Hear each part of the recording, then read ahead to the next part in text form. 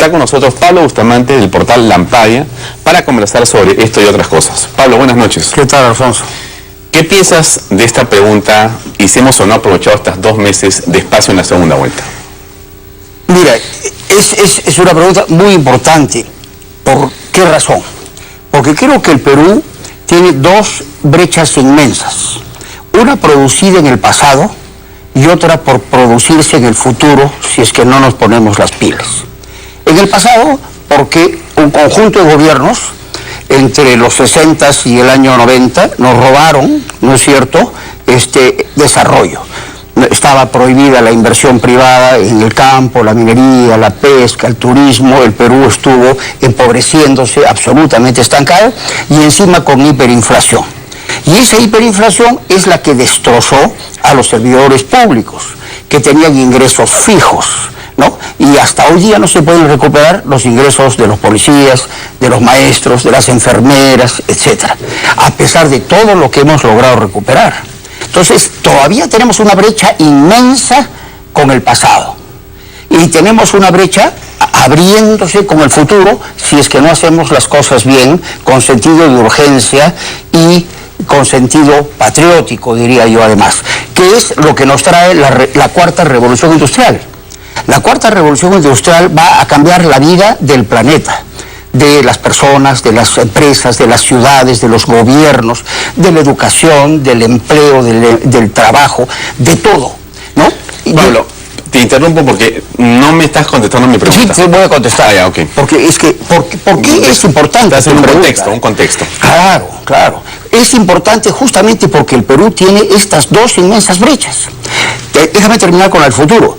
Va a cambiar todo impulsado por esta revolución tecnológica, a la que tenemos que sumarnos para que nuestros pobres no se queden fuera del mundo de mañana. Entonces, tenemos que tener especial cuidado en lo que hacemos. Dentro de ese contexto es que se presentó esta oportunidad de oro, ¿no?, de 2 candidatos, ¿no?, razonables, ¿no?, pro mercado, pro desarrollo, pro globalización, ¿no?, pro clase media, ¿no?, pro inversión, en fin, etcétera, ¿no? Y entonces el mandato de la población, que era construir sobre lo avanzado, tenía que ser recibido por estos candidatos para discutir el cómo, los cómo teníamos que salir de los apremios y de las necesidades que tenemos. En lugar de eso, ¿no es cierto?, desde el día 11 de abril, al día siguiente de las elecciones, tempranito en la mañana, Pedro Pablo Kuczynski abre la puerta de su casa a un periodista de Correo y se va al lado de la izquierda radical, queriendo visitar tal vez al más radical de ellos, a Santos, en la cárcel, para que el pobre señor le dé una cachetada y le tire la puerta en la cara, ¿no? Entonces, de ahí se sesgó todo el tema. Ellos van en busca de asociarse a la izquierda por consejos, no sé, de parientes y cosas vinculadas a la izquierda, lo que fuere, ¿no es cierto? Pésima reacción. Además van a una cosa ataque, por supuesto por el otro lado se producen reacciones del mismo nivel, ¿no? Pero la reflexión final que yo te haría es que Pedro Pablo tiene el doble de edad que Keiko. ¿Qué tiene que ver esto en este contexto? A él le tocaba, con esa madurez, con esa experiencia, comportarse de acuerdo a sus años y su experiencia, y no como alguien que tiene 20 años y que puede entrar a la guerra barata, ¿no?, como es lo que hemos entrado. Entonces, quiere decir que en esta coyuntura no se ha aprovechado el tiempo. Para nada. Y además la necesidad es imperiosa, porque no nos estamos jugando solamente quién sale presidente, nos estamos jugando quién va a gobernar, cómo va a resultar ese gobierno, nos estamos jugando el 21 y nos estamos jugando la posibilidad de insertarnos en el mundo de mañana, de esa revolución tecnológica que nos puede dejar tirados en la playa. ¿Y por qué Pedro Pablo Kuczynski tiene esta doble responsabilidad? ¿Por qué es mayor? O sea, tú dices, bueno, la edad y la experiencia te pone entonces en esta, digamos, disyuntiva de la historia de ser tú el que llames a la cordura, llames a la reflexión y llames al diálogo en otra dimensión, más allá de quién va a ser presidente. Y eso, tú sientes que Pedro Pablo no lo ha hecho todavía, por lo menos. No, todavía para hacerlo. Claro que no. Esa es una exigencia planteada en la Biblia. Quien más dones tiene, más tiene que poner encima de la mesa, ¿no? Quien tiene más entrenamiento, más experiencia, más años, tiene el doble de responsabilidad. A él le tocaba hacer esto. Todavía lo puede hacer, ¿no? Sin embargo, cuando ha habido este escándalo, tratando de hacer un golpe bajo, un exocet, digamos, a la campaña de Keiko Fujimori, él de alguna manera y su gente se han ido sumando medio así, subrepticiamente, ¿no? Alargando la cosa, haciendo, bueno, si fuera mi partido estaría preocupado con esto, con el otro, jugando a una cosa de ese nivel tan bajo. Entonces, yo creo que la sociedad tiene que estar harta de esta guerra sucia, ¿no? Vamos ya 5 meses prácticamente en este proceso. Yo creo que se están arriesgando a un rechazo brutal cuando han recibido un gran espaldarazo, ¿no es cierto? No recogen el mandato, se comportan mal, se les dice, se les advierte, se les reclama y persiste esta situación. Entonces se están arriesgando a una situación no solo de un gobierno débil, como nos ha dicho Bedoya Reyes, ¿no? Ese gran señor que tenemos en el Perú, lamentablemente con muchos años encima, ¿no? 97 años tiene el Lucho Bedoya Reyes. Un hombre maravilloso, ¿no? No solo nos estamos arriesgando a eso, nos estamos arriesgando a mucho más. Acá está en juego el futuro Perú de verdad. Esta es la ocasión que las estrellas nos han dado para hacerlo bien y lo hemos hecho al revés. Entonces yo creo que la sociedad tiene que reclamar, tiene que gritar, tiene que decirle, señores, basta, ¿no? Los medios de comunicación en este contexto de lo que está pasando, ¿cómo crees tú que están ayudando a poder escuchar con atención y con respeto y más bien exigir a los candidatos que nos planteen cuáles son las propuestas y más bien empujar a que esta, digamos, sensación, esta percepción que tú recoges, que creo que yo también coincido que es una percepción que la mayoría de peruanos, desde donde yo hablo, con quienes yo leo y quienes me dicen en diferentes lugares que hay que buscar, ¿no es cierto?, están apoyando. Los medios están haciendo su trabajo para lograr que esto llegue a ese buen puerto. Yo creo que a los gremios se les podría llamar... A los medios, perdón, el gremio del Ajinomoto. Ellos están poniendo saborizante en estos errores. O sea, en lugar de llamar la atención, en lugar de llamar a la reflexión, lo que hacen es meterle luces, colores, ruidos, escenarios, y empeorar el tema. Y bueno, hay algunos periodistas que han llegado a extremos ridículos, ¿no? Como este periodista de Poder de Cuarta, que ha salido a insultar antes de ayer, ¿no? Diciendo que Keiko Fujimori yo lo escuché, había enviado a su perro de ataque, José Klimper, a decir XX. ¿Cómo es posible que un periodista pueda llegar a un nivel como esos? ¿Cómo es posible que el canal más importante del Perú pueda tener en su planilla, ¿no es cierto?, a un periodista como estos? Eso no es periodismo, ¿no? Entonces, sí, claro, es el Ajinomoto, ¿no? Mejora los sabores de lo que sucede. ¿Qué debería pasar con los candidatos entonces? Y en esta coyuntura, las vocerías, ¿qué papel han jugado para tratar de apaciguar, de conducir, de agregarle un sentido de reflexión a esta campaña? ¿O las vocerías más bien da la impresión, en cierto momento, que lo que estaban era tratando de justificar o buscar o hacerse notar para posiblemente ser hasta ministeriables, como muchos creemos que está ocurriendo en realidad? Hay muchos de los voceros que ya se sienten ministros de Estado y que ya se han mandado a hacer hasta su fajín.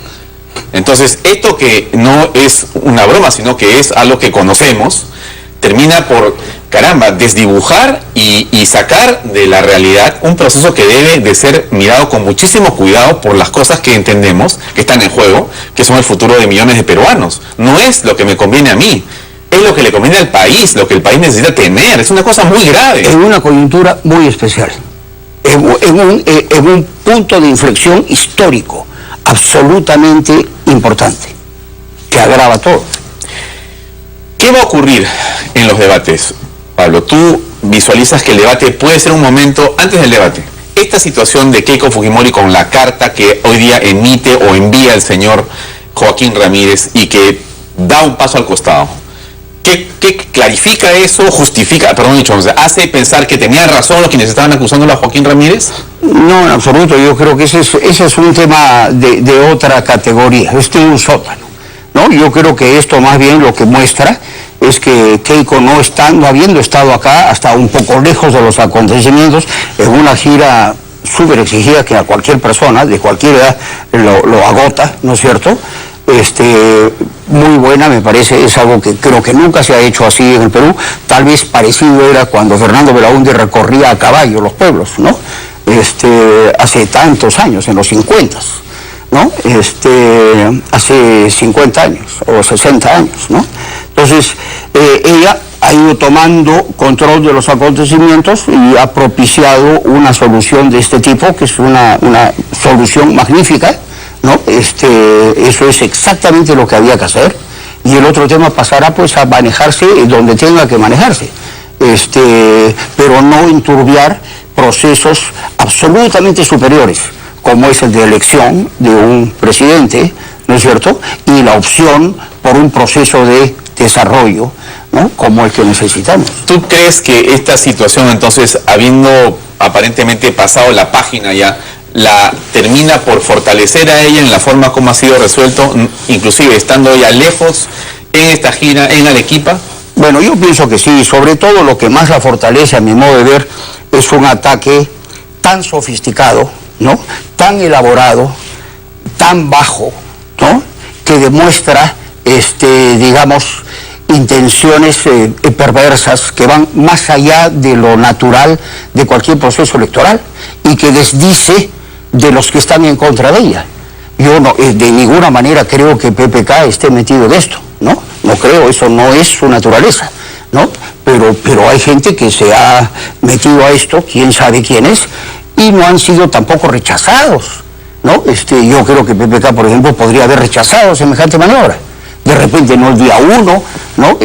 Pero sí el día 2, ¿no? Cosa que no ha hecho él ni nadie de su equipo, ¿no? ¿Quién ha hecho esto? Yo no sé. Pero esto es una cosa sofisticada, elaborada y de muy bajo nivel. Entonces yo creo que eso ayuda al contendor. Pero en la lógica que algunas personas señalan, Pablo, Pedro Pablo tenía que irse al extremo. En esa lógica que le decían, tú necesitas tener al antifujimorismo que se sume a tu 20% para poder ganar la guerra con Fujimori. Esa es tu única ventana de oportunidades. ¿Era así? ¿Es así o no? Yo no creo. ¿Por qué? Yo no creo porque, bueno, a ver, número uno, eso es digamos, una táctica, una estrategia perniciosa para el país. Un candidato a la presidencia de la República no puede hacer algo que es pernicioso para el país, no puede propiciar eso, ¿no? Menos si tiene el tamaño, la experiencia y los años que trae él a la campaña. De ninguna manera es aceptable. Ahora, ¿la alternativa no permitía tener éxito? Yo creo que sí.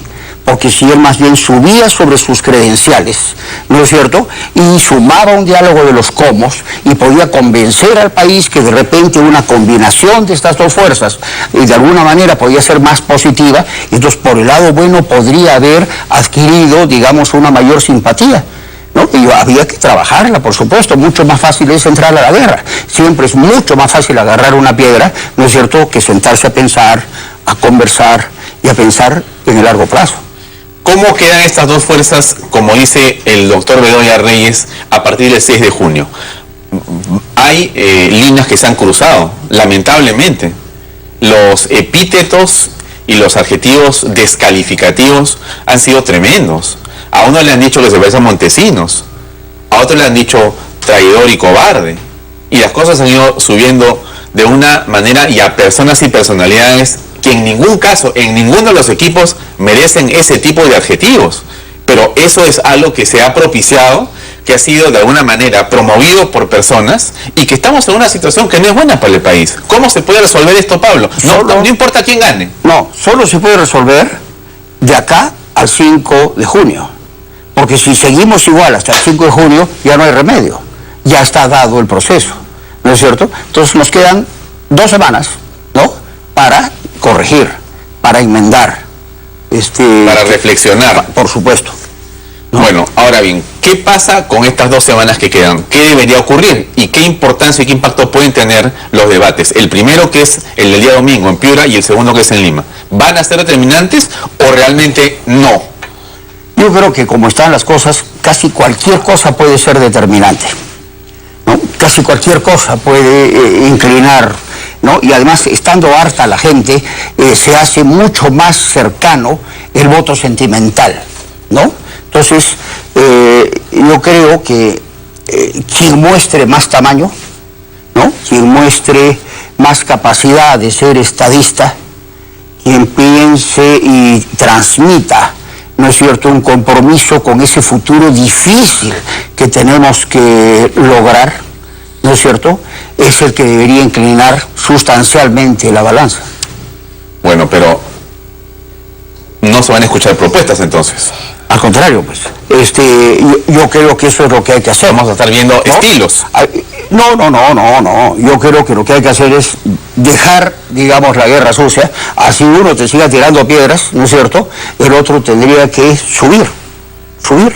Y entonces las piedras van a pasar por abajo.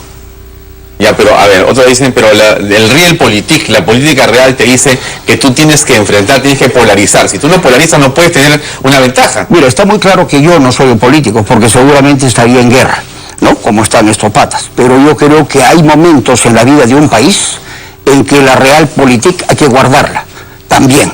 Y hay que actuar como estadista, pensando en el largo plazo, en el futuro, con un alto nivel de responsabilidad. Hay tiempo para eso, yo espero verlo.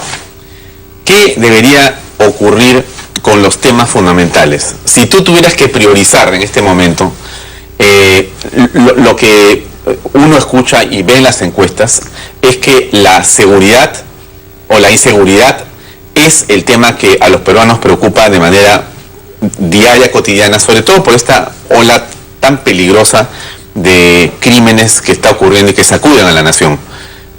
Pero eso no parece que estuviera necesariamente en el discurso diario de los candidatos. El otro tema que nos preocupa a todos es el trabajo. Yo creo que el asunto de la generación del empleo es fundamental. Ahí está, por supuesto que está la educación y la salud, claro, pero la inseguridad nos tiene agarrados y aterrorizados, y la falta de empleo, la inyección de inversiones nuevas son los que preocupa a todos, porque queremos coger nuevamente el ritmo de crecimiento. Pero son dos grandes bloques, dos grandes temas, ¿no? Dos grandes. Uno es el tema de las reformas que hay que hacer para mejorar la seguridad, ¿no es cierto?, las instituciones, la educación, la salud, las infraestructuras. Reformas. Ese es un bloque, Yeah. Así es. Las regulaciones, en fin, etcétera. ¿Ya? Ese es un bloque. Y el otro es el tema del desarrollo económico-social, donde está el crecimiento de la economía, donde está la inversión y donde está, por supuesto, el empleo, ¿no? Y ese segundo tema es el que debe producir los recursos para que podamos ser exitosos con el otro, porque esas reformas implican aumentar ingresos a la gente, invertir en infraestructuras, ¿no es cierto?, mejorar los colegios, en fin, mejorar nuestras capacidades en general. ¿No? El otro día escuchaba en una radio que discutían sobre el tema de educación y un periodista decía, es que hay que subir a 10% el presupuesto de educación. Y claro, 10% de educación y en salud a tanto y en el otro, pero el PBI es solo 100%. Claro, no es 180. Si tú subes 10 acá, ¿a qué le quitas? Pero no se dan cuenta que sí hay una gran reserva. ¿Cuál? Para hacer todo eso. Y esa reserva está en el crecimiento. Si nosotros crecemos 7% anual, duplicamos los ingresos del Estado cada 10 años, sin mejorar la base tributaria, sin perfeccionar los procesos de recaudación, ni afinar la eficiencia del gasto. Entonces, lo que tenemos que hacer prioritariamente es crecer. Hoy día tuve la oportunidad de estar presente en este primer foro de la Alianza del Pacífico, el primer foro de educación, y escuché una charla magistral del señor Pritchett, Land Pritchett. Y para terminar, un comentario tuyo, porque mira, Pritchett dice varias cosas interesantísimas, pero ¿qué es lo más, digamos, sorprendente que para mí tiene Pritchett con respecto de la educación, ¿no? Por ejemplo, señala que lo peor de, digamos, la educación de Corea, el 10% más bajo de la educación de Corea, es mejor que el promedio de la educación colegial en el Perú. Que en un aula puedes meter a 3.200 personas en un auditorio y son lo que el Perú puede producir en el año de jóvenes educados en el colegio que pudieran potencialmente competir en el primer mundo. Solamente 3.200 peruanos, de todos los cientos miles que estudiamos en el colegio, solamente 3.200 versus 250.000 de Corea, 410.000 de Estados Unidos. O sea, no tenemos capacidad para producir jóvenes de quinto de media que tengan potencialidades de ir a ese primer mundo a triunfar.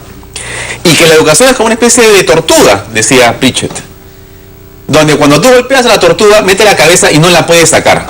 Esa es como la educación, es una tortuga que no deja que la muevas. No es una gacela, no es algo que corre y que vuela. Y que necesitamos un sistema nuevo de educación, donde lo que se privilegie sea el conocimiento, el aprendizaje y no la escolaridad. O sea, no hay que hacer más colegio necesariamente, no solamente hay que tener más horas de educación, sino aprendizaje. O sea, bajo otros parámetros. Oye, fantástica la conversación del señor Piaget hoy día. Bueno, pero tú estás algo en el tema. ¿Qué ves ahí, para terminar, Pablo? Bueno, mira, yo lamentablemente no pude ir hoy día porque estuve en el evento del Oro y la Plata. Pero estuve con él hace 2 años en el CADE del 2014. ¿Ya? Y él en ese momento hizo más o menos el mismo análisis. Y nos dijo que teníamos que hacer una gran revolución, un Big Bang, porque si seguíamos en un proceso gradualista de mejora, no íbamos a llegar a ninguna parte, ni siquiera íbamos a alcanzar a Vietnam en 30 años, ¿no?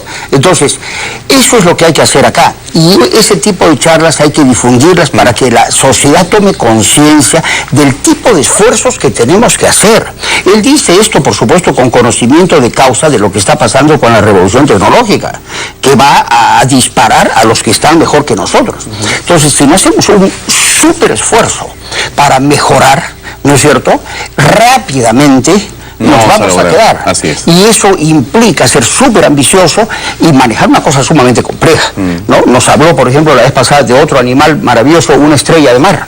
Nos dijo que el sistema educativo tiene que ser como una estrella de mar, ¿no? Descentralizado. No como una telaraña. Los colegios, no.